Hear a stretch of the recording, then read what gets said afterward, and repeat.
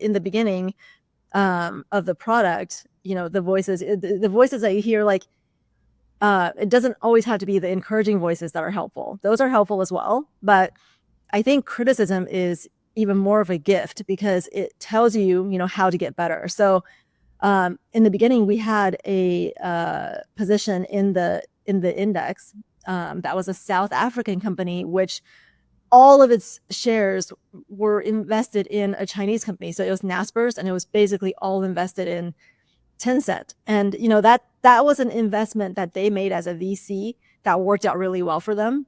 Okay.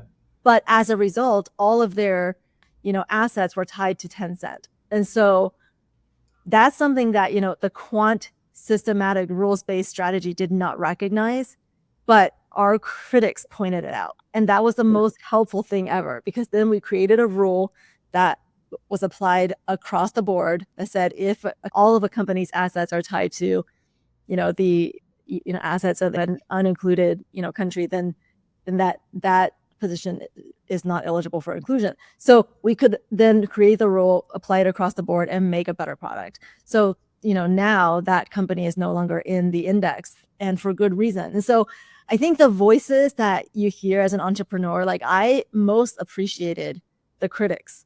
But also I did have a lot of encouragement, and that I'm very, grateful for as well. I was fortunate because I talked to, I guess, so many people to meet a lot of people who were both critics and people who were fans of the idea.